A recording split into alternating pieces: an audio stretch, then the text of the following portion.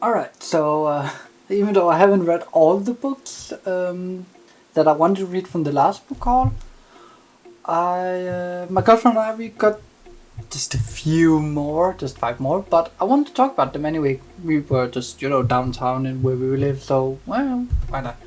So am I talking about the new books, and you can expect reviews of some of them. So without further ado, let's get into the first book, Black Coast. So, The Black Coast is written by Mike Brooks and is the first book in the God Killer Chronicles, and this was first published in 2021. Now let's talk about the cover. It's a beautiful cover. I think it's a wonderful cover. The colors are perfectly laid out, so nothing is in the way of each other, and it just gives great feeling of depth. The mountains in the background are immense, and they're also immensely far away. They're so huge. I can't wait for us to explore them. And the little character here in the front there just makes the distance here seem so much greater, and the fact that we have some, I suppose, forest or fog or something makes the mountain seem even bigger. So, and who is this lone wanderer? What's the story behind this huge sword? The sword is so big compared to the wanderer. Is it the God Killer? I don't know. The cover works wonders, as you can hear. I think it's also just a beautiful piece of art. So yeah, this is a perfect example of a good cover. It makes me want to read more.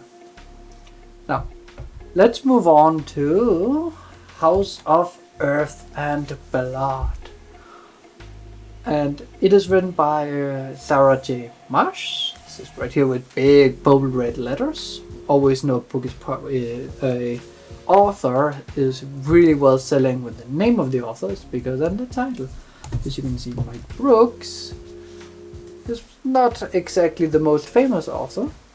I also do think it is probably originally self-published or something. I'm not sure.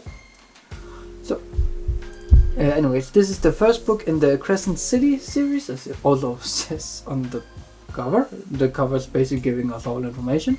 And this was first published in 2020. Now here's the cover that is in stark contrast to The Black Coast. And I am normally not a fan of minimalistic artwork for covers, since I don't think it tells us a lot about the book. It's just like, think of It, the minimalistic cover where it just goes It on the cover. It only works because of the movie. This works. First and foremost, it's beautiful. Because the crescent moon has the shine to it, and the raven is like red. Why is the raven wet? Wet, not wet, red. Yeah, I know. So what does the crescent moon symbolize? What does the raven have to do with it? I assume the crescent moon has something to do with the Crescent City. But what does it? Is it a religious symbol? Is it a political symbol? What is it? Now, the only thing that really ruins it for me is this random Daily Mail quote right in the middle. Why is it placed there? You have the backside. Use the backside. This would have been beautiful just being white here, and that's it. Maybe remove this, but I can't fault you for wanting to flame like how popular your author is, because it sells. So I guess it's fair. And when you do this, when you do a minimalistic cover, it's because you trust that your cover and your author can sell the book for you. When you then add in like quotes, especially it's from Daily Mail of all places, it ruins the idea that you trust the cover, and then you might as well go with something like Black Coast. Let's get it up here, because Black Coast doesn't have. I mean, it doesn't actually have. It has reviews on the back, which is what I like, but the cover stands out and it sells. And this, even though it's a minimalistic cover, could do that too, but I guess they don't trust that. Anyways, let's move on to what's next on the list. Book of the Baku. So, Book of the Baku, written by R.L. Boyle, And as far as I can take, it's a standalone book, which I also think it's getting more and more rare. It was first published in June 2021. This is a cover. I love it. It's beautiful. It's pseudo minimalistic. It's not completely minimalistic, but it doesn't have too many details. It's not like Legendborn here, which we will get to, or Black Coast, which we already talked a lot about. So a detail I like is the tusks of the elephant, and the same they did for Crescent Moon. I love that, and they even added just slight to the text, and I think it works. And I love the black background with the white elephant and the silver text. And then I don't know how easy it is to see it on the camera, but it has these red details going all around, and they work wonders too, just to give a bit more intrigue and interest. Now, before I tell you, I'll give you 2 seconds to tell me what is wrong with this cover. You are correct. Why is that there? We're back at it again. Why do you not trust your cover? Why does it need a giant white circle with a quote from an author? You already have quotes from authors here in the back. You have there, you have there, you have there. You have 4 quotes from authors. Let this stay beautiful. Let the cover sell. We picked this book for its cover, and it's a beautiful cover. Can't wait to read it. Girlfriend found it, so gotta be careful how much I go for her, because she might just be like, it's perfect. Alright. Brandon Sanderson, The Final Empire. First book of the Mistborn. First published in 2006. This edition is first published in 2009, and I think this is a beautiful cover. It's a bit minimalistic, but not totally. I love the silver border they may add it around here. It adds some flair. Reminds me of a bone or an hourglass or something. So I love the art style for the city in the back.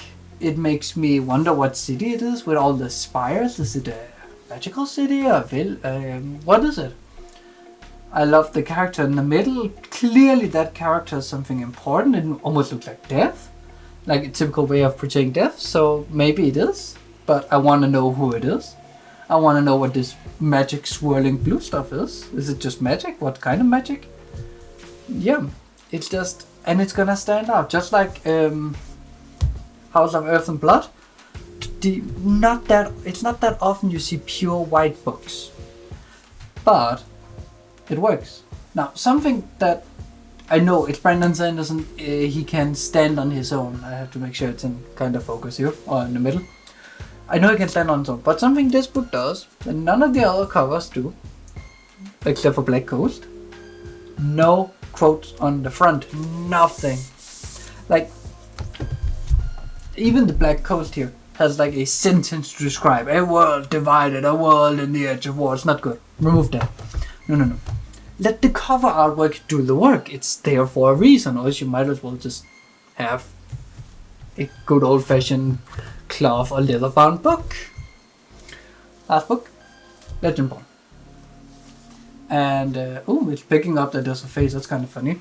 They auto-focus. Anyways, so Legendborn, again, it does the swirliness, like shininess on the lettering a little bit, but a lot on the magic. Let's see if the camera can pick it up. Yeah, there you go. See? Beautiful, absolutely beautiful. I love the color working. I love the way Tracy Dion works here with colors for her cover. I know it's not her who did the cover, but I love the coloring here, and it makes me wonder: who is this character? Who is she? What type of magic can she use? Can she use both? Is it just fire and water? Is it lightning and something else? What is it? I actually forgot to write, so I'm currently just fluffing this out, so I don't actually know when this is from. I assume it's let's take a look up here. So the illustration from 2020, so it's somewhere around there it's published. I don't know if it's part of the series. I assume it. Let's remove the bookmark. I assume it's from a series. It actually doesn't say. But it's beautiful. It's absolutely beautiful. And look, quote again. Why? Remove that. The cover is already beautiful. My girlfriend picked this up because it's absolutely beautiful. And also, a little detail. Look in the O. I don't know what that symbol means, but I'm curious. I want to know. You know? So yeah, all in all, I'm excited to get through these books. I'm very excited to get through Black Coast and The Final Empire because I've already heard a lot about those. But I'm also curious about the Book of Baku. Never heard of it, and it is a standalone book, so it shouldn't take long to read. Yeah, anyways, that's just my little 11-minute rant about books.